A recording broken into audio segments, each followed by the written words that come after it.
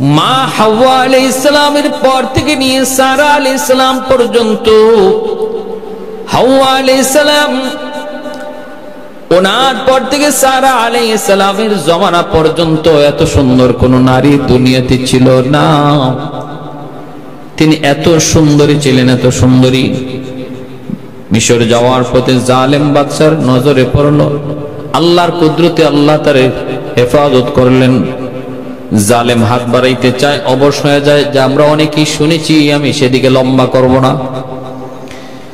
এক পর্যায়ে জালেম বাদশা কয়, আমারে তুমি বাঁচাও, আমি তোমার দিকে আর হাত বাড়াবো না। এদিকে ইব্রাহিম আলাইহিস সালাম অন্য জায়গায়, অন্য রুমে সেজদায় পড়ে পড়ে আল্লাহর কাছে সাহায্য চান। আল্লাহ পাক রব্বুল আলামিন তখন চোখের সামনে টিভির পর্দার মতো তার স্ত্রীর হালত তিনি দেখাইলেন, যেন বিন্দু পরিমাণ সন্দেহ না হয়। তিনি নিজে দেখলেন জালেম আগাইতে চায়, হাতগুলো অবশ হয়ে যায়, পাথরের মতো সোজা হয়ে যায়, দম যেন বের হয়ে যায়, চোখগুলা উল্টে উল্টে যেন দম বের হয়ে যায়, বলে আমাকে বাঁচাও, আমি আর হাত বাড়াবো না। 3 বার হাত বাড়াইছে, লোভে পইরা একবারও সফল হয় নাই। 3 বারের সময় সে তওবা করে দূরে সরছে। আর তারও একটা বাদী, ওই হাজেরা, ওই বাদশার দরবারে ছিলেন, বাদশার বাদী। এই বিবি হাজেরাকে উপহার দিয়া বলতেছেন, আমার বাদীটারে তোমার বাদী বানায় দিলাম, নেও, তুমি যাও। আরো স্বর্ণ মুদ্রা অলংকার অনেক কিছু দিয়া বিদায় দিল, কারণ বাদশা বুঝতে পারছে ঠেলার নাম বাবাজি। ভাইরা বন্ধুরা, ইব্রাহিম আলাইহিস সালাম তিনি আসলেন সারা আলাইহিস সালামকে নিয়ে, সঙ্গে হাজেরা, সারার বাদী সেবিকা। ও ভাই, সন্তান হয় না বিবি সারা, তিনি তো বন্দা, সন্তান হয় না। আল্লাহর কাছে দোয়া করেন, সন্তান হয় না। এক পর্যায়ে তিনি বলতেছেন, স্বামীকে সন্তান তো লাগবে, হাজেরা তো তোমার বাদী, তার গর্ভ থেকে সন্তান তুমি আল্লাহর কাছে আশা করতে পারো। আল্লাহকে সন্তান দিয়ে দিলেন। ইসমাইল আলাইহিস সালাম দুনিয়া আসলেন। হাজেরা আলাইহিস সালামের গর্ভ থেকে সন্তান আসার পরই দেখা গেল, যেই সারা নিজে বিয়া করাইলেন, সন্তান চাইলেন, এই সন্তানের মুখ দেখার পর সারার হিংসা লেগে গেল। বলতেছে, আমার বড় হিংসা হয়, আমার সন্তান নাই, আর হাজেরা সন্তান হয়ে গেছে। সে তো একদিক দিয়া তোমার প্রিয় হয়ে গেছে, অতএব আমার চোখের সামন থেকে হাজেরারে সরায় দাও, চোখের সামন থেকে হাজেরারে সরায় দাও। ইব্রাহিম আলাইহিস সালাম কি করবেন, আল্লাহ সিদ্ধান্ত জানাইলেন, আমি আল্লাহ সারার সাথে একমত, তুমি হাজেরা আর ইসমাইলকে এখান থেকে সরায় দাও, বনবাস দিয়ে দাও। সেই বনবাস মক্কার জমিন খানায় কাবা, বাইতুল্লাহ,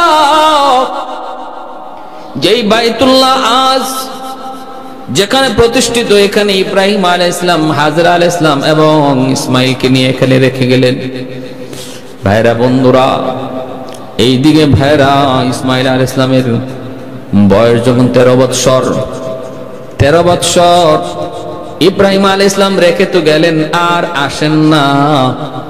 আল্লাহর কুদরতে এই জায়গার মধ্যে পানির ব্যবস্থা হলো, জমজম কুয়া হলো। মানুষগুলি আসলো, বিভিন্ন গোত্রের মানুষগুলি পানির সন্ধানে এসে বসতি করলো। ইব্রাহিম আলাইহিস সালাম, ইসমাইল আলাইহিস সালাম তিনি এক গোত্রে বিয়ে করলেন। 12টা ছেলে সন্তান হলো, একটা মেয়ে সন্তান। এই 12 জনই 12টা গোত্র প্রধান ছিলেন, গোত্র প্রধান ছিলেন। আর একটা মাত্র মেয়ে ছিল, যার নাম ছিল মুহাল্লাত। ইসমাইল আলাইহিস সালামের একটা মেয়ে মুহাল্লাত, আর 12টা ছেলে ছিল। ওইদিকে ইসমাইল আলাইহিস সালামের বয়স যখন 13 বৎসর, ওইদিকে ভাইরা ফিলিস্তিনে তখন ইব্রাহিম আলাইহিস সালামের বিবি সারা, উনি একজন সন্তান প্রসব করলেন। কেমনে? ফেরেশতা জিবরাইল আমিন এবং ইসরাফিল মিকাইল 3 জন ইব্রাহিম আলাইহিস সালামের বাড়িতে এসে হাজির, মানুষের বেশ ধরে। ইব্রাহিম আলাইহিস সালাম মেহমান ছাড়া খানা খান না, মেহমান ছাড়া খানা খান না। 3 দিন চলে যায়, মেহমানও আসে না, খানাও খান না। আল্লাহ বলতেছে, জিবরাইল যাও, আমার বন্ধু তো মেহমান ছাড়া খানা খায় না, তোমরা মেহমানের সুরত ধরে তার বাড়িতে যাও। তারা আসলেন, ইব্রাহিম আলাইহিস সালাম খানা সামনে হাজির করলেন, কিন্তু নিজে খান, মেহমানরা খায় না। তিনি ভয় পাইলেন, ঘটনা কি, আপনারা খান না কেন, আপনারা কারা? তখন পরিচয় দিলেন, নবী গো ভয় পাবেন না, আমরা আল্লাহর নূরের তৈরি ফেরেশতা জিবরাইল, মিকাইল, ইসরাফিল। আপনার বাড়িতে মেহমান হয়েছি। অগণবে একটা সুসংবাদ, আপনার স্ত্রী সারার জন্য তার গর্ভ থেকে আল্লাহ সন্তান কবুল করেছেন। এই কথা শোনা মাত্র ইব্রাহিম আলাইহিস সালাম তিনি বলতেছেন, কও কি, আমার বয়স 100 আর আমার বিবির বয়স হলো 90, এটা কেমনে হয়? এই কথা শোনা মাত্রই হযরত সারা আলাইহিস সালাম ফাযহিকাত ফাবাশশারনাহা বিইসহাক ওয়া মিন ওয়ারাই ইসহাক ইয়াকুব। সূরা হুদের মধ্যে আল্লাহ পাক বলেন, হযরত সারা আলাইহিস সালাম হেসে দিলেন, কই কি আমার বয়স 90, আমার বলে এখন বাচ্চা হইব। আর স্বাভাবিকভাবে সন্তান হওয়ার খবর পাইলে পরে তো মারা বাবার একটু হেসে দিছেন। এতে করে আল্লাহ পাক রব্বুল আলামিন নাম রাখে দিলেন, সন্তান হবে তো হবে, নাম হবে ইসহাক। মূলত ইসহাক শব্দ না, শব্দটা হলো ইয়াদহাক থেকে ইসহাক, অর্থাৎ মা, যেই সন্তানের মা সন্তান আসার খবর পায় হাসছিলেন, ওই হাসি থেকে সন্তানের নাম হয়ে গেছে হাসি, ইয়াদহাক। আর আরবি ব্যাকরণে ফেইলে মুজারের রূপকে নাম হিসেবে ব্যবহার করা হয়। ভাইরা আমার, সন্তান প্রসব হলো ইসহাক আলাইহিস সালাম। ইব্রাহিম আলাইহিস সালাম বড় আদর করেন, মায়া করেন। এক পর্যায়ে সন্তান ইসহাক আলাইহিস সালাম তিনি উপযুক্ত হলেন, বিয়ের বয়স হলো। ইব্রাহিম আলাইহিস সালাম বিয়ে করাবেন সন্তানকে। তার গোলামকে তিনি বলতেছেন, যাও, আমার ভাই অমুক এলাকায় থাকে, যার নাম হলো বতুইল, আমার ভাই অমুক এলাকায় থাকে, তুমি যাও, তাকে যা বলো সে যেন তার মেয়েটারে বউ সাজায়া আমার ছেলে পুত্রবধূ হিসেবে দিয়ে দেয়। তাকে যা বলো। ভাইরা বন্ধুরা, তিনি রওনা দিলেন, ওই এলাকায় যায় গেলেন। কে গেলেন? ইব্রাহিম আলাইহিস সালামের একজন গোলাম। যে তিনি ওই এলাকার পাশে একটু অবস্থান করলেন, হঠাৎ করে দেখেন ওই এলাকা থেকে একজন সুন্দরী মেয়ে কলসি কাকে নিয়া, কলস নিয়ে পানি আনার জন্য কুয়ায় যাইতেছে, কুয়া থেকে পানি এনে বাড়িতে ফিরতেছে, এত সুন্দরী এবং বড় লাজুক। তখন তিনি বললেন, মা, আমাকে একটু পানি পান করাবা? বলে, হ, খাওয়াবো কি? তারপরে বলতেছেন, আপনি কোথায় যাবেন? বলে, আমি বতুইলের বাড়িতে যাব। মেয়েটা বলতেছে, বতুইল তো আমার আব্বা, আপনি আমাদের বাড়িতে যাবেন? বলে, হ মা, তোমার আব্বা? বলে, হ, তাহলে চলো, আমাকে নিয়ে চলো। বাড়িতে আনলেন, আনার পর বাবা আসলেন, আর ওই মেয়েটার একটা ভাই নাম ছিল লাবান। ভাইটাই মূলত গার্ডিয়ান, বাবা অনেকটা দুর্বল। লাবানও আসলেন, লাবান ভাইয়ের নাম। কি খবর? বলে, খবর হলো আল্লাহর পয়গম্বর ইব্রাহিম সন্তান ইসহাককে বিয়ে করাবেন, তোমার বোনটারে পছন্দ করেছেন। আর ইসহাক এত প্রিয়, কাছ থেকে দূরে সরতে দেন না। তিনি বলেছেন, তোমার বোনটারে তিনি পুত্রবধূ বানাবেন, কিন্তু ইসহাক বর্ষে যে আসতে পারবে না, বরং তোমরা তোমার বোনটারে বউ সাজায়া আমার সাথে পাঠায় দিবা, আমি তারে নিয়ে যাব। এতেই তারা খুশি হয়ে গেলেন, কারণ ইব্রাহিম খলিল, আল্লাহর এত বড় পয়গম্বর। খুশি মনে তারা বউ সাজায়া বোনটারে, লাবান নিজের বোনরে বউ সাজায়া তিনি ইব্রাহিম আলাইহিস সালামের বাড়িতে পাঠায় দিলেন। তো এই রাফকা, ইসহাক আলাইহিস সালামের স্ত্রীর নাম ছিল রাফকা। এই রাফকার সাথে অর্থাৎ আপন ইব্রাহিম আলাইহিস সালাম তার আপন ভাতিজির সাথে ছেলে ইসহাক আলাইহিস সালামের বিয়ে দিলেন। তাদের গর্ভে দুইটা যমজ সন্তান জন্ম নিল। বড় ছেলের নাম উস, ছোট ছেলের নাম হলো ইয়াকুব। ভালো করে খেয়াল রাখবেন, ইব্রাহিম আলাইহিস সালামের ছেলে ইসহাক, ইসহাক আলাইহিস সালামের গর্ভ থেকে ইসহাক আলাইহিস সালামের দুইজন সন্তান যমজ, উস আর ইয়াকুব। এই উসকে বেশি মায়া করতেন হযরত ইসহাক আলাইহিস সালাম, আর ইয়াকুবকে বেশি মায়া করতেন মা রাফকা। বাবা ইসহাক আদর করতেন বেশি উসকে। আছে না সন্তানদের ভিতরে কোন সন্তানকে দেখা যায় মা একটু বেশি আদর করে, কোন সন্তানকে বাবা একটু বেশি আদর করে। ইসহাক আলাইহিস সালাম বেশি আদর করতেন উসকে, আর মা রাফকা আদর করতেন ইয়াকুব আলাইহিস সালামকে। উস ছিলেন তিনি শিকারের পাগল, শিকার করে এনে তিনি খানা প্রস্তুত করতেন। একদিন ইসহাক আলাইহিস সালাম বলতেছেন, বাবা আমার পেটে ক্ষুধা লাগছে, একটু খানার ব্যবস্থা করো। তিনি ওই দিন শিকারে কিছু পান নাই। যদি আজকে আমার সামনে খানা পেশ করো, আমি তোমার জন্য বরকতের দোয়া করব। আমার পরে নবী হওয়ার জন্য আল্লাহর কাছে দোয়া করে যাব। উস বের হয়েছেন শিকার করে, বাবার সামনে খানা আনবেন। ওই মুহূর্তে মা রাফকা ইয়াকুব আলাইহিস সালামকে বলতেছে, বাবা তুই একটু তাড়াতাড়ি দেখ না কোনো খানার ব্যবস্থা করতে পারো কিনা, বাবার সামনে খানা এনে দে। আর ওই সময় হযরত ইসহাক আলাইহিস সালামের চোখের জ্যোতিটা অনেকটা কমে গেছিল, এজন্য তিনি ঝাপসা দেখতেন না, ভালো করে চিনতেন না। ইয়াকুব আলাইহিস সালাম খানা এনে হাজির করে দিয়েছেন। তিনি তো চাইছেন খানা উসের কাছে, বড় ছেলের কাছে, যাতে উনি দোয়া করে যাবেন, বরকতের দোয়া। আর ফাঁকি দিয়া মা চালাকি করে, মা তো একটু বেশি মায়া করেন ইয়াকুবকে। এই ছেলেকে বলতেছে, বাবা তুই একটু খানা আইনা দেস না। উনি খানা আইনা হাজির করে দিয়ে দিচ্ছেন, আর ইসহাক আলাইহিস সালাম বরকতের দোয়া ইয়াকুব আলাইহিস সালামের জন্য করে দিচ্ছেন।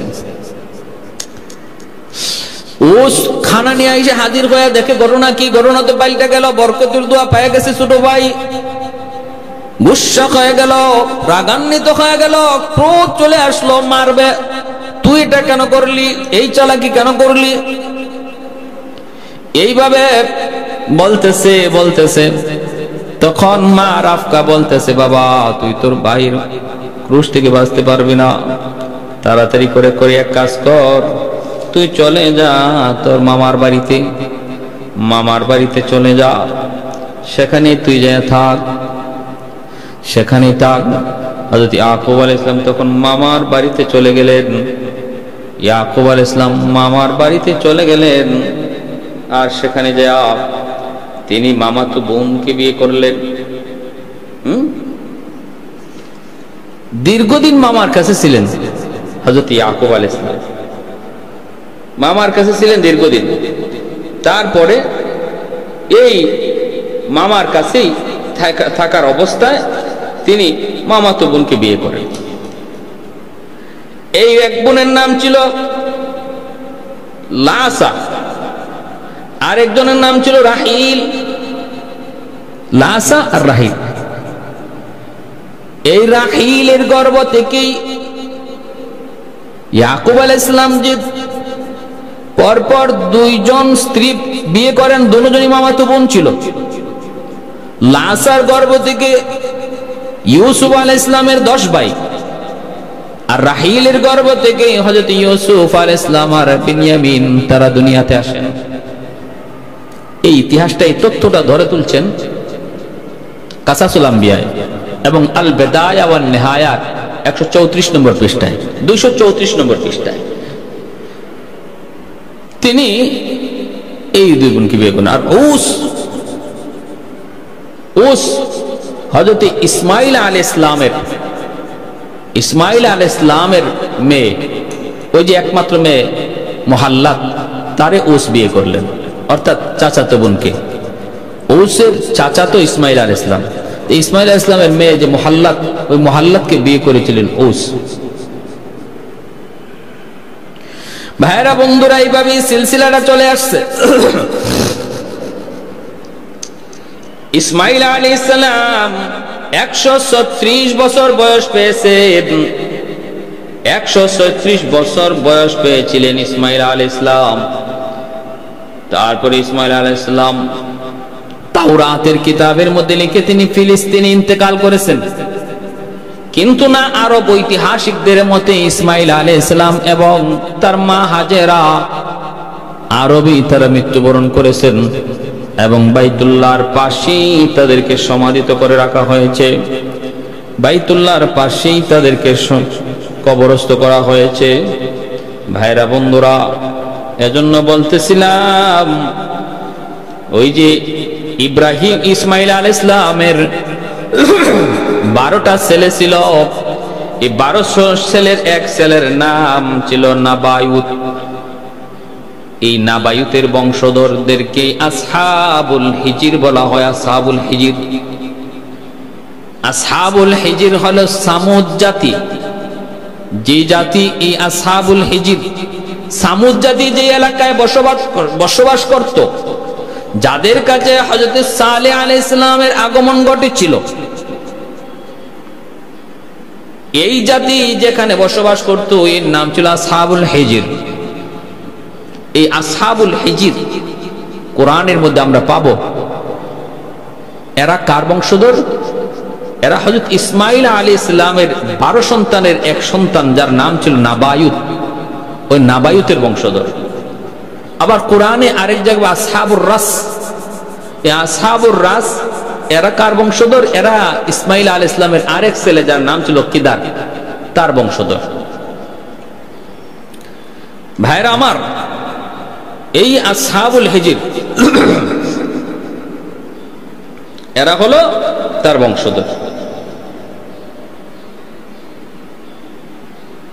ইসমাইল আলাইহিস সালামের, হযরত ইব্রাহিম আলাইহিস সালামের ভাতিজা হলেন হযরত লূত আলাইহিস সালাম। ইব্রাহিম আলাইহিস সালামের ভাতিজা হযরত লূত আলাইহিস সালাম। এই লূত আলাইহিস সালামকে হযরত ইব্রাহিম আলাইহিস সালাম যে কওমের কাছে পাঠাইছিলেন দ্বীনের দাওয়াত নিয়ে, এরা বড় বেপরোয়া ছিল, খুব বেশি বেপরোয়া, আল্লাহর ইবাদতের ধারে কাছেও নাই, যত অপরাধ আছে সব করত। লূত আলাইহিস সালাম যখন সবচেয়ে বড় অপরাধ ছিল, এরা মহিলা রেখে, মহিলা থুইয়া পুরুষে পুরুষে অপকর্ম করত। লূত আলাইহিস সালাম যখন তাদের কাছে দাওয়াত দিলেন, তারা তো দাওয়াত গ্রহণ করলই না, বরং নির্যাতনার নিপীড়ন বাড়ায় দিল, বন্দী করে ফেলল।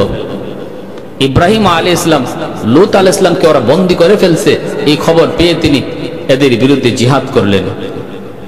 এই জিহাদে ইব্রাহিম আলাইহিস সালাম সফল হলেন। লূত আলাইহিস সালামকে ছাড়াই আনলেন, মুক্ত করলেন। তারপরে তাদের মধ্যে আবার দাওয়াতের নবী হিসেবে পাঠাইলেন। তারা ওয়াদা করলো নবীর বিরুদ্ধে আর নবীকে হত্যা করবে না, ষড়যন্ত্র করবে না। লূত আলাইহিস সালামের কাছে এরকম ভাবে ওই যে জিব্রাইল, মিকাইল, ইসরাফিল আলাইহিস সালাম ইব্রাহিম আলাইহিস সালামের কাছে মেহমান হয়ে আসছিলেন। তারা ইসহাক আলাইহিস সালামের পুত্র সংবাদের সুসংবাদ দিয়া তারা লূত আলাইহিস সালামের কওমে গেছেন এদেরকে শায়েস্তা করার জন্য। লূত আলাইহিস সালাম তাকে পাইয়া, মেহমান পাইয়া, তিনি তো আর জানেন না ওনারা ফেরেশতা, কদর করতেছেন, ঢুকাবেন, ঘরে রাখছেন, কিন্তু ভয় পেতেছেন লূত আলাইহিস সালাম। কারণ কওমের লোকেরা সুন্দর সুন্দর চেহারার পুরুষ দেখলে পরেই, যুবক দেখলে পরেই, বালক দেখলে পরেই তারা অন্যায় কাজে লিপ্ত হয়ে যায়। এজন্য লূত আলাইহিস সালাম ভয় পাইতেছিলেন তার মেহমানদের ব্যাপারে। মেহমানরা এত সুন্দর, না জানি তার কওমের লোকেরা মেহমানদের ইজ্জত নষ্ট করে কিনা। ঘরের ভিতরে কেউ খবর দেওয়ার মতো না, কিন্তু লূত আলাইহিস সালামের স্ত্রী সে গোপনে গোপনে ওদের সাথে সম্পর্ক রেখে চলত। সে এই খবর দিয়ে দিল যে নবী লূতের কাছে 3 জন সুন্দর সুঠাম যুবক আসছে, এত সুন্দর চেহারা আমি জীবনে দেখি নাই। তখন ওই দুশ্চরিত্রের লোকগুলা দল বেঁধে লূত আলাইহিস সালামের ঘরের ভিতরে ঢোকার জন্য দেয়াল টপকাইতে লাগলো, দরজা তো বন্ধ। আল্লাহর পয়গম্বর বারবার বলতেছেন এমনটা তোরা করিস না, কারণ ওরা আমার মেহমান। প্রয়োজনে তোমরা আমার যে কোনো মেয়েকে বিবাহ করো, কিন্তু আমার মেহমানের কদর নষ্ট করো না। ওরা তো মানে না দেয়াল টপকায় যেন চলে আসবে। তখনই ফেরেশতা জিবরাইল আমিন নিজের পরিচয় দিয়ে বলতেছেন, ও আল্লাহর পয়গম্বর, ভয় পাবেন না, ভয় পাবেন না, ভয় পাওয়ার কারণ নাই। আমরা সাধারণ কোন মানুষ না, নূরের তৈরি ফেরেশতা। আমরা নূরের তৈরি ফেরেশতা, কিসের ভয় করেন আপনি? জিবরাইল আলাইহিস সালাম শুধু একটা পাখা দিয়ে এমনি আঘাত করলেন, সবগুলির চোখ অন্ধ হয়ে গেল। শুধু এদিক সেদিক হাত দিয়ে নাড়াচাড়া কইরে বাড়িতে যায় আর বলতেছে, লুত রাতে বুঝাইমু, রাতে বুঝাইমু, রাতে বুঝাইমু, আমরা এর বদলা নিব, জবাব দিব। এইদিকে আল্লাহর পয়গম্বর লূত আলাইহিস সালামকে জিবরাইল আলাইহিস সালাম বলেন, নবী গো, রাতের অন্ধকারে আপনি চলে যান আপনার সন্তানদেরকে নিয়ে। আপনার স্ত্রীকে সাথে নেবেন না, কারণ স্ত্রী আপনার পরিবার না, কি সে হলো খারাপ সঙ্গদের, খারাপ লোকদের সঙ্গ দেয়, আর আমরা এদের উপরে আযাব দিব। লূত আলাইহিস সালাম চলে গেলেন এলাকা ছেড়ে পাশের এক জনপদে। জিবরাইল আলাইহিস সালাম শুধু একটা পাখা ভিতরে ঢুকায়া ওই কওমে লূতকে উপরে উঠাইলেন। উপরে উঠাইতে উঠাইতে লিফটের মতো উপরে উঠায়া প্রথম আকাশের কাছে নিয়ে উল্টায় ফেললেন। হাদিস শরীফে আল্লাহ নবী বলেন, প্রথম আকাশের ফেরেশতারা কওমে লূতের গরু ছাগলের আওয়াজ শুনতে পেয়েছে, মুরগির আওয়াজ শুনতে পেয়েছে, ছোট ছোট বাচ্চার কান্নার আওয়াজ শুনতে পেয়েছে। লিফটে যেভাবে উপরে উঠায় ওইভাবে উপরে উঠে আবার ঘুরে ছেড়ে দিছেন, উলট করে ছেড়ে দিছেন। সেই জমিনে আজও পর্যন্ত এখানে কোনো প্রাণী বসবাস করে না, ডেড সি হিসেবে পরিচিত। কোন মাছ পর্যন্ত এই সাগরে বাসে না, এটা সাগর হয়ে আছে ওই জায়গা।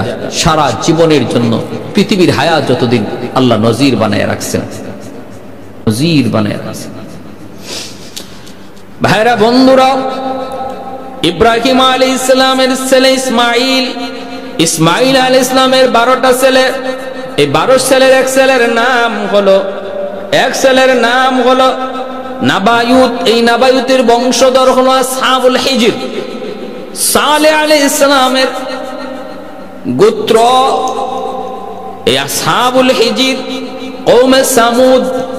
এরাও সালেহ আলাইহিস সালামের কাছে অনুরোধ করেছিল, আপনি যদি নবী হন তাহলে আপনি দেখান, ওই পাহাড় থেকে একটা উটনি বের করে দেখান। নবী পাহাড় থেকে একটা উটনি আল্লাহর কাছে আবদার করলেন। 10 মাসের গর্ভবতী একটা উটনি আল্লাহ পাকের হুকুমে বের হয়ে আসলো। এরপর ওরা ঈমান আনলো না, এইবার আল্লাহর পয়গম্বর বলতেছেন, সাবধান, তোরা ঈমান আনলি না, এত বড় মুজিজা দেখার পরও পাহাড়ের পাথর ছিদ্র হয়ে 10 মাসের গর্ভবতী উটনি বের হয়ে আসলো। এটা কিন্তু আমার আল্লাহর উটনি, সাবধান, বেয়াদবি করবি না। এই উটনিটা কুয়ার পানি পান করে, যেদিন পান করে এদিন সমস্ত কুয়ার পানি পান করে ফেলে। এজন্য ওরা আগের দিন ওদের জনপদের কওমের লোকরা আগের দিন যায় তারা এই পানি পান করায় তাদের উট ছাগলকে। একদিন তাদের উট ছাগলে পানি পান করে, আর একদিন এই আল্লাহর উটনি পানি পান করে। যেই এই উটনিটা যেদিক দিয়ে যায় এদিকে আর কোনো উটনি থাকে না, সব দৌড়ে পালায় চলতেছে। উনি বলতেছে, সাবধান, ঈমান আনছো না, সাবধান, আল্লাহর উটনির সাথে বেয়াদবি করো না। কিন্তু বেশ কিছুদিন যাওয়ার পরই দেখা গেল কি, এই উটনিটা একটা বাচ্চা দিল। এখন ওই কওমের ভিতরে অবাধ্য লোকগুলি তারা চিন্তায় পড়ে গেল, এইভাবে আর কতদিন? এই উটনির কারণে আমাদের উটনিরা পানি পায় না, আমরাও পানি পাই না। এই উটনির একটা ব্যবস্থা করা লাগবে, হত্যা করা লাগবে। কিন্তু সালেহ আলাইহিস সালাম তিনি বলেছিলেন, আমার উটনিটারে, আল্লাহর উটনিটারে তোমাদের একজনে হত্যা করবে, তার শরীরের রং হবে লাল, চোখ হবে নীল, মাথার চুল হবে কুকরানো। এই কওমের লোকরা এই ধরনের ছেলে হয় কিনা তারা তালাশে আছে, দেখে না এই ধরনের কোনো ছেলে সন্তান। কিন্তু একদিন হয়ে গেলে সর্দারের গর্ভ থেকে 2 সর্দারের ছেলে মেয়ে বিয়ে হয়েছে, এদের গর্ভ থেকে এরকম একটা বাচ্চা জন্ম নিছে। এই বাচ্চার নাম রাখছে কিদার। হে মাসে যে সন্তান, বছরে একটা সন্তান যদ্দূর বাড়ে, হে একদিনে তদ্দূর বড় হয়ে যায়। এর নাম হলো কিদার। এই কিদারই সর্বপ্রথম এই নাকাতুল্লাহ আল্লাহর উটনিটার হত্যা করেছিল। কিদার যেদিন উটনিটার হত্যা করে ওই দিন উটনিটার বাচ্চাটা ভয়ে দৌড়াইয়া পাহাড়ের উপরে উঠে আল্লাহর কাছে ডাক দেয়। আর উটনির বাচ্চাটা আল্লাহর নবী সালেহ আলাইহিস সালামের দিকে তাকায়া চোখের পানিটা ছাইরা একটা 3টা চিৎকার দিয়েছিল, ইয়া রাব্বি আইনা উম্মি, ইয়া রাব্বি আইনা উম্মি, ইয়া রাব্বি আইনা উম্মি। ও মালিক, আমার মা কোথায়, আমার মা কোথায়? সালেহ আলাইহিস সালাম তখন তার কওমকে বলেছিলেন, এর কওমের লোক শোন, তোদের হায়াত আছে 3 দিন। আগামীকাল বৃহস্পতিবার তোদের চেহারা ফ্যাকাশে হয়ে যাবে, শুক্রবারে তোদের চেহারা লাল হয়ে যাবে, শনিবারে তোদের চেহারা কালো হয়ে যাবে। ওই দিন হবে তোদের শেষ দিন। ঠিকই 3 দিনে 3 রকম চেহারা ওদের ধরলো। রবিবার দিনে এমন ভূমিকম্প, উপর থেকে মুষলধারে পাথরি বৃষ্টি নাজিল হইয়া পুরা কওমটারে আল্লাহ ধ্বংস করে দিলেন। কওমে সামুদ। এই কওমে সামুদ হলো ইসমাইল আলাইহিস সালামের সন্তান, যার নাম হলো নাবায়ুত। এই নাবায়ুতের বংশধর হলো আসহাবুল হিজির, কোরআনের মধ্যে এসেছে। ভাইরা, ইব্রাহিম আলাইহিস সালামের ইন্তেকাল ফিলিস্তিনে হয়েছে, সারা আলাইহিস সালামের ইন্তেকাল ফিলিস্তিনে হয়েছে। দুজনের কবর ফিলিস্তিনে। আর ইসমাইল আলাইহিস সালাম এবং হাজেরা আলাইহিস সালাম তাদের ইন্তেকাল বাইতুল্লাহর পাশে হয়েছে, খানায়ে কাবার পাশে। 1 দিন 2 দিন 3 দিন চলে গেল, উসমানের কোনো খবর নাই, আসেও না, কোনো খবরও নাই। ওই অবস্থায় দেখা গেল একজন মানুষ, অপরিচিত একজন মানুষ। নবী যখন টেনশনে, আমার উসমানের কি হলো, ওই অবস্থায় একজন বৃদ্ধ মানুষ আল্লাহর নবীর কাছে সুরত বদলায়া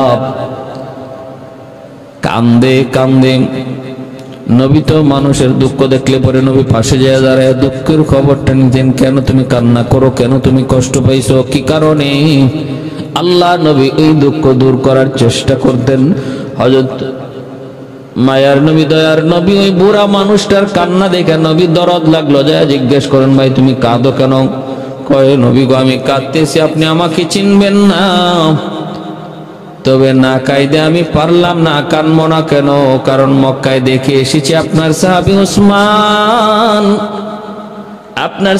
উসমান, যারে আপনি পাঠাইছেন দুধ বানায় আপনার, ওই উসমান যার মক্কার ঘরে ঘরে যার অবদান আছে, ঋণ আছে, সহযোগিতা আছে, ওই কাফের গুলি আপনার সাহাবী উসমানকে হত্যা করে শুলিতে লটকায় রাখছে, তার দেহের সাথে অপমানজনক আচরণ করতেছি।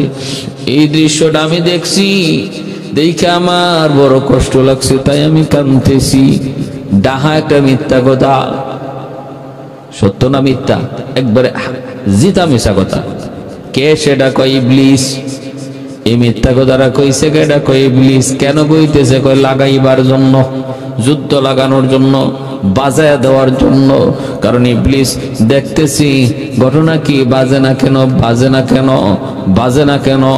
ইবলিস প্ররোচনা দিয়া, ওয়াসওয়াসা দিয়া প্রথমে 50 জন পাঠাইলো বাজানোর জন্য, দেখে বাজে না, মুহাম্মদ এদেরকে আবার মুক্ত করে দিয়ে দিছে। আবার 50 জন আসছে, ওখানেও বন্দি করা অবস্থায় মুহাম্মদের কাছে আনার পর তিনি আবার আজাদ করে দেয়। শয়তান ইবলিস কয়, ঘটনা কি? আমি তো লাগাইতে পারতেছি না, বাজাইতে পারতেছি না, কেমন করে বাজানো যায়? ইবলিস তখন মনে মনে চিন্তা করলো, ওসমান হত্যার খবর যদি আমি মুহাম্মদ এবং তার সঙ্গীদেরকে দেই, তাহলে আমার মন বলে ওরা এতে ক্ষিপ্ত হইয়া তখন যুদ্ধ করার জন্য মক্কায় ঢুকে যাবে, গন্ডগোল তখন বাজানো যাবে। এজন্যই মিথ্যা খবর নবীর কাছে রটাইয়া দিল ইবলিস। আল্লাহ নবী, রহমতের নবী, তিনি তো গায়েব জানেন না। মায়ার নবী, তিনি তো আর গায়েব জানেন না। দয়ার নবী তিনি চিন্তায় পড়ে গেলেন, মাথায় হাত দিয়ে দিলেন। তিনি তো ভাবতেছেন ঘটনা এমনই হবে, নতবা ওসমান 3 দিন হয়ে যায় আসে না কেন, আসে না কেন, আসে না কেন? হয় ওসমানকে বন্দি করেছে, নয় আমার ওসমানকে হত্যাই করেছে। যদি বুড়া মানুষের কথা সত্য হয়, হত্যাই করেছে। মায়ার নবী তখন সাহাবায়ে কেরামদেরকে বলেন, সাহাবীরা তাবু, উমরা করি না করি সেটা পরের কথা, আগে আমার ওসমান হত্যার বিচার করতে হবে। আমার ওসমানের বদলা না নিয়ে আমি নবী মদিনার দিকে কদম দিব না, কদম দেব না। কারা কারা আমার সাথে একমত, আমার হাতে হাত রেখে বায়াত গ্রহণ করো। আল্লাহ নবী বললেন, আমরা উমরা করি কি করব কি করব না সেটাও বড় কথা নয়, এখন বড় কথা হলো দূত হত্যা করা আন্তর্জাতিক আইন অপরাধ। আমার ওসমানের কি দোষ? আমি তো তারে দূত বানায় পাঠাইছি। অপরাধ যদি থাকে আমার হবে, যদি আমার কিছু করে করতে পারে, কিন্তু আমার ওসমানের কোনো দোষ নাই, কোনো অন্যায় নাই, কোনো অপরাধ নাই, কারণ সে দূত, কারণ সে দূত। অতএব এই দূত হত্যা আন্তর্জাতিক আইনেও দণ্ডনীয় অপরাধ। আসো, আমার ওসমানের বিচার না নিয়া, ওসমান হত্যার বদলা না নিয়া আমরা কেউ মদিনায় যাব না। যদি এই কথায় একমত হও, আমি নবীর হাতে হাত রেখে বায়াত গ্রহণ করো, শপথ গ্রহণ করো। সুবহানাল্লাহ। আল্লাহ নবী খালি নরম না জায়গা মতো গরম? ইসলাম নিজেকে জায়গা মতো নরম হতেও বলে, জায়গা মতো গরম হতেও বলে। মুহাম্মাদুর রাসূলুল্লাহ والذين معه أشداء على الكفار رحماء بينهم تراهم ركعا سجدا يبتغون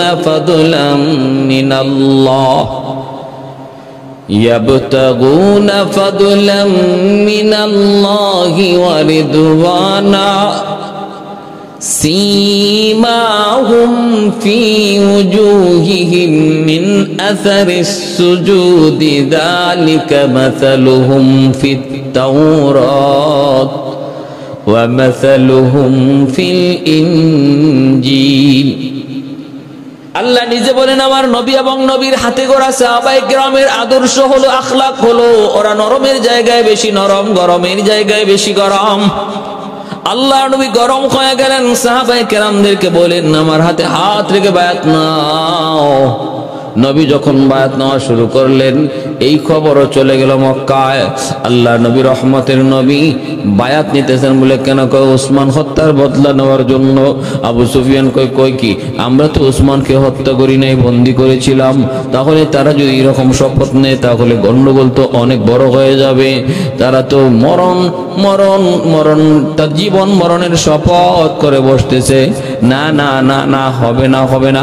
আল্লাহর নবী রহমতের নবী কি আবু সুফিয়ান মনে মনে ভাবতেছে, না, এইভাবে যুদ্ধ করলে আমাদের বিপদ। ওসমানকে তাড়াতাড়ি নবীর কাছে লইয়া যাও, ওসমানকে তাড়াতাড়ি লইয়া যাও। ভাইয়েরা বন্ধুরা, নবী তখন বায়াত নিতেছিলেন সাহাবায়ে কেরামদের হাত থেকে। ওই অবস্থায় নবীজির চোখ থেকে একটু পানিও পড়ে। কষ্টে ওসমানের কথা ইয়াদ করে নবীর চোখ দিয়ে অশ্রু ঝরে। আল্লাহর নবী বলেন, সাহাবীরা দেখো, তোমরা সবাই কিন্তু আমার হাতে হাত রেখে শপথ নিয়েছ। আজ যদি আমার ওসমান এখানে থাকতো, তাহলে সেও তো আমার হাতে হাত রেখে শপথ নিত। অতএব তোমরা দেখো, আমি নবীর একটা হাত আমার ওসমানের হাত, আমার বাম হাতটা আমার ওসমানের হাত, আর ডান হাতটা হলো আমি নবীর হাত। এই যে আমার হাতটা আমি আমার হাতের উপরে রাখলাম, আমি নবীর হাত ডান হাত, আর বাম হাত ওসমানের হাত। আমি ওসমানের হাতের উপরে হাত রাইখা শপথ নিলাম, আমার ওসমানও আমার হাতের উপরে শপথ নিল। এই যে আমি নবী ডান হাতটা নিচে রাখলাম, ওসমানও তার হাতটা আমার হাতের মধ্যে রাখলো, শপথ নিল। আমার এক হাত আমার হাত, আর এক হাত হলো আমার ওসমানের হাত। সুবহানাল্লাহ। এইভাবে মায়ার নবী শপথ নিছেন, শপথ নিছেন। কে সেই? ওসমান গনি রাদিয়াল্লাহু তাআলা আনহু। এত বড় মাকাম, এত বড় মর্যাদা, এত বড় শান, যার নবী নবী নবী তার নিজের একটা হাতকে উসমানের হাত বলেছেন। আল্লাহ जान से और माल से इमदाद किया जो, जान से और माल से इमदाद किया जो, हजरत जिन्नूरैन है यो शान सहाबा, हजरत जिन्नूरैन है यो शान सहाबा। ऐलान कर काबा में किया जिसने इबादत, फारूक लक़ब नाम उमर शान सहाबा, फारूक लक़ब नाम उमर शान सहाबा। मुआविया तेरा नाम से इस्लाम रखेगा, दुनिया की सियासत में तेरा नाम रहेगा, दुनिया की सियासत में तेरा नाम रहेगा। আল্লাহু আকবার। মুআজ্জাজ হাজিরিন, এবার আবু সুফিয়ান তাড়াতাড়ি করে হযরত ওসমান গনিকে মায়ার নবীর সামনে হাজির করলো হুদাইবিয়ায়। হাজির করে বলতেছে, কে বলছে আমরা ওসমানকে হত্যা করছি, নেন আপনার ওসমানকে নিয়ে যান। আল্লাহ নবী অবাক হয়ে গেলেন।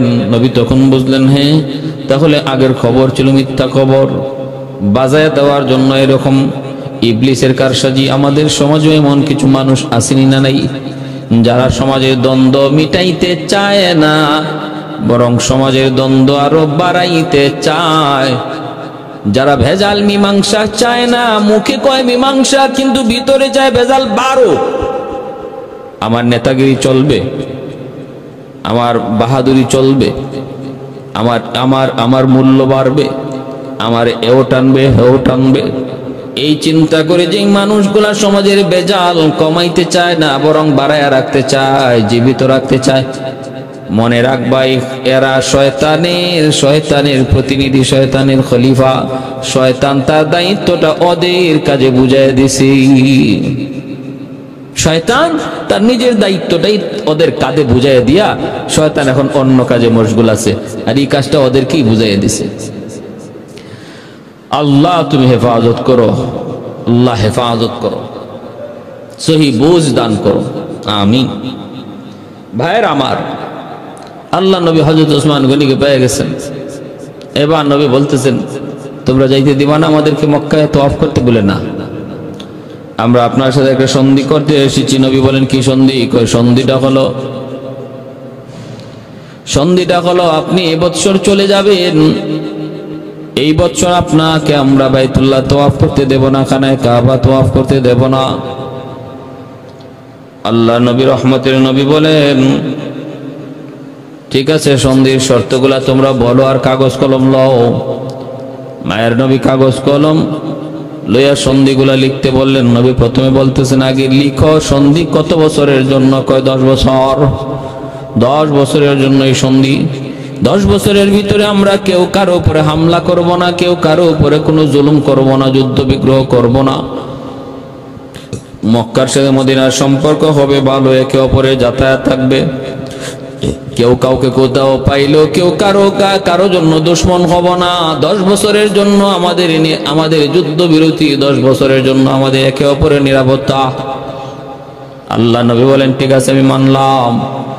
এরপরে শর্ত কি? কয় 1 নম্বর শর্ত হলো, এই বছর আপনাকে ফিরত যাইতে হবে মদিনায়, এই বছর মদিনায় ফিরত যাইতে হবে, আপনি তওয়াফ করতে পারবেন না। আগামী বছর আসবেন তওয়াফ করার জন্য, 3 দিনের বেশি থাকতে পারবেন না, বাকি কোনো অস্ত্র শস্ত্র কিছুই আনা যাবে না। এ ভাই, আরো শর্ত কি? আর শর্ত হলো, মক্কা থেকে কেউ যদি মদিনায় যায় আপনি তারে রাখতে পারবেন না, ফিরায় দিবেন।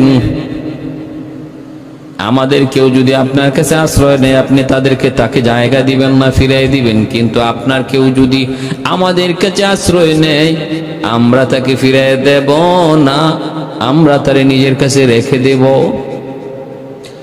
আল্লাহ নবী এটাও মানলেন। যখন এই প্রস্তাবগুলো নবী মানতেছেন, সাহাবায়ে কেরাম অবাক হয়ে গেলেন। হযরত ওমর ফারুক রাদিয়াল্লাহু তাআলা আনহু আল্লাহর নবীকে জিজ্ঞেস করে বসলেন, নবী গো এগুলা কি করতেছেন, কি মানতেছেন? সবগুলি প্রস্তাব ওদের পক্ষে। কেন আমরা এত দুর্বল? কেন আমরা এদের কথাগুলি, শর্তগুলি মেনে নিব? ওগো নবীজি, আপনি কি সত্য নবী নন? আপনি কি আল্লাহর পক্ষ থেকে সত্য নবী নন? তাহলে এই কথাগুলা মানেন কেন? আল্লাহর নবী তখন বলেন, ওমর চুপ হও, ওমর শান্ত হও, মনে রাখো আমি নবী নিজের থেকে কিছুই বলি না। মা ইয়ানতিকু আনিল হাওয়া ইন হুয়া ইল্লা ওয়াহয়ুন ইউহা। নিজের থেকে আমি কিছুই বলি না, আমার আল্লাহ যা বলেন আমি তাই বলি। অতএব ওমর এমন কথা বইল না, আমি নিজের থেকে কিছু বলি নাই। ভাইরা বন্ধুরা, ওসমান গনি রাদিয়াল্লাহু তাআলা তো আসলেন, হযরত ওমর এমন কথাও বললেন। হযরত ওমর চুপ হয়ে গেলেন। সন্ধি লেখা হলো। ভাইরা বন্ধুরা, এইবার মাত্র মায়ার নবী স্বাক্ষর দিবেন। ওই অবস্থায় দেখা গেল মক্কা থেকে একজন মজলুম, নির্যাতিত একজন সাহাবী হযরত আবু জুন্দুল রাদিয়াল্লাহু তাআলা আনহু, তিনি আইসা হাজির। পায়ের মধ্যে লোহার বেড়ি, হাতের মধ্যে হাত করা, সারা শরীর থেকে আঘাতের চিহ্ন, রক্ত জোরে, সারা শরীর আঘাতে ক্ষত বিক্ষত। তিনি আসলেন, অথচ ওই অবস্থায় আল্লাহর নবীর সাথে কাফেরদের পক্ষে যারা চুক্তি করেছেন, এই কাফেরদের পক্ষে যে লিডার ছিল তার নাম ছিল সুহাইল। এই সুহাইলের সন্তানই হলেন হযরত আবু জুন্দুল রাদিয়াল্লাহু তাআলা আনহু। হযরত আবু জুন্দুব রাদিয়াল্লাহু তাআলা আনহু তিনি সুহাইলেরই সন্তান। সুহাইল আল্লাহর নবীর বিরুদ্ধে কাফেরদের পক্ষে লিডারি করে, আর তার সন্তান হযরত আবু জুন্দুব রাদিয়াল্লাহু তাআলা আনহু তিনি মুসলমান হইয়া বাবার কারাগারে নির্যাতিত, নিপীড়িত। আল্লাহ নবী হুদাইবিয়ায় আসছেন, এই খবরটা পাইয়া কোনোভাবে নিজেরে তিনি দুশমনের চোখ ফাঁকি দিয়া এই হাত করা পায়ে বেরি অবস্থায় হুদাইবিয়া হাজির হয়ে গেছেন, একটু বাঁচার জন্য, নিজের জান বাঁচানোর জন্য। আয়েশা আল্লাহ নবীকে বলেন, নবী গো, ওগো মায়ার নবী, একটু তাকায় দেখেন আমার অবস্থা শেষ, ওরা আমাকে মেরে ফেলবে, আমাকে আপনি নিয়ে যান, মদিনায় নিয়ে যান। আয়েশাই যখন তিনি আল্লাহর নবীর কাছে আশ্রয় চাইলেন, সাহায্য চাইলেন, তখনই তার বাপ সুহাইল ঠাস করে একটা গালে চটকনা মারছে, চোর মারছে, আর বলতেছে, হারামি চল তুই মক্কায় চল। আল্লাহ নবী তখন বলতেছেন, সুহাইল থামো, তুমি আমার আবু জুন্দুবের গায়ে হাত উঠাও না, তুমি তো বাবা না। বাবা যদি হইতা সন্তানের প্রতি এতটা নির্দয় তুমি থাকতে পারতা না। একজন বাবা কেমন করে বা সন্তানের এতটা নির্যাতন নিজের চোখে সয়? মানুষ পারে না, হায়ওয়ানও পারে না। এই জিনিসটা পারে যে হায়ওয়ানের চেয়ে বেশি নিকৃষ্ট। বালহুম আদল। একটা হায়ওয়ানও তার সন্তানের জন্য নিজের জীবন দিতে চায়, কিন্তু মানুষ হয়ে তুমি তোমার সন্তানটার উপরে এত নির্যাতন করো। আল্লাহ নবী তখন বলতেছেন, সুহাইল, আমি আমার আবু জুন্দুবকে তোমার কাছে ভিক্ষা চাই। সে বলতেছেন, না, আবু জুন্দুবকে দেয়া যাবে না, কারণ এই যে শর্ত আছে। বলে কি? আমাদের কোন লোক যদি আপনার কাছে যায় আপনি ফেরত দিয়ে দিবেন। আল্লাহ নবী বললেন, সন্ধি তো হয়েছে, ঠিক আছে, আমি মানলাম, কিন্তু এখনো আমি নবী স্বাক্ষর করি নাই। চুক্তি হয়েছে, সন্ধি হয়েছে, কিন্তু এখনো সম্পাদন হয় নাই, চূড়ান্ত হয় নাই। অতএব আবু জুন্দুবকে আমি তোমার কাছে ভিক্ষা চাই। কিন্তু এরপরও সুহাইল রাজি হয় না, কয় না, ওরা যদি ফেরত না দেন তাহলে আমরা সন্ধি করবো না, সন্ধি বাতিল করে দিব। আল্লাহর নবী, রহমতের নবী, তিনি তখন সন্ধির স্বার্থে বলতেছেন, বাবা আবু জুনদুব, বাবা কষ্ট নিও না, দেখতেছি নবী সাহাবায়ে কেরামদের চোখ থেকে দর দর করে পানি পড়তেছে। হযরত আবু জুনদুব রাদিয়াল্লাহু তাআলা আনহু নির্যাতনের দৃশ্য দেখে কোন সাহাবী এমন নাই যে চোখ থেকে পানি ঝরে না, হুদায়বিয়ায় কান্নার রুল পড়ে গেছে। হযরত ওমর ফারুক রাদিয়াল্লাহু তাআলা আনহু সহ সাহাবায়ে কেরাম শুধু নবীকে বলতেছেন, নবী গো, আবু জুনদুবকে আর ফিরত দিয়েন না। আল্লাহর নবীও বলতেছিলেন, দেও না, আমার জুনদুবরে দিয়ে দাও, আমি তোমার কাছে ভিক্ষা চাই, কিন্তু দেয় না কাফেররা। আল্লাহর নবীও চোখের পানি মুছতেছেন, আর নবী আবু জুনদুবের মাথায় হাত বুলে বলতেছেন, বাবা পারলাম না। ওই হায়নাগুলি ওরা মানুষ না, এরা হায়নার চেয়ে আরো খারাপ। যাও তুমি যাও, কি আমি নবী বললাম অল্প দিনের ভিতরে আল্লাহর পক্ষ থেকে তোমার জন্য সাহায্য আসবে, আমি তোমার জন্য আল্লাহর কাছে দোয়া করব, হাত উঠে দোয়া করব, তুমি যাও যাও তুমি যাও। এই বইলা মায়ের নবী সান্ত্বনা দিয়ে পাঠিয়ে দিলেন, সান্ত্বনা দিয়ে নবী পাঠিয়ে দিলেন। ভাইরা বন্ধুরা, আবু জুনদুব যান, দুশমনরা তার রশি ধরে টানে, হাতির বেরি লাগায় টানে, কাঁটাদার বৃক্ষ দিয়ে মাথায় চাবুক মারে। নবী দেখতেছেন, সাহাবীরা দেখতেছে, দর দর করে সবার চোখ দিয়ে পানি পড়তেছে।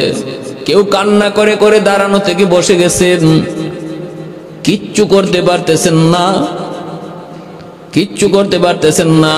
ক্ষমতা ছিল করার, ক্ষমতা ছিল আবু জুনদুবকে নিয়ে আসার, কিন্তু আমার নবী অনুমতি দেন না, শুধু সন্ধির স্বার্থে। এই সন্ধিটা ইতিহাসে ঐতিহাসিক হুদায়বিয়ার সন্ধি। আর উসমান খত্তার বদলা নেওয়ার জন্য যে বায়াত নিয়েছিলেন, সেই বায়াতের নাম ঐতিহাসিক ভাবে বায়াতের রিদওয়ান, হুদায়বিয়ার সন্ধি। ভাইর আমার, এই হুদায়বিয়ার সন্ধি সম্পাদন হয়ে গেল। সম্পাদন হওয়ার পর আল্লাহর নবী তরফ থেকে লেখা হইতেছে, মুহাম্মাদুর রাসূলুল্লাহর পক্ষ থেকে কাফেরদের, মক্কার কাফেরদের কাছে সন্ধি চুক্তি। তখনই সুহাইল সহ লিডাররা কয়, চিঠির মধ্যে যদি মুহাম্মদের সাথে রাসূলুল্লাহ শব্দ লাগানো হয়, যুক্ত করা হয়, তাহলে এই সন্ধি করে আর কি লাভ?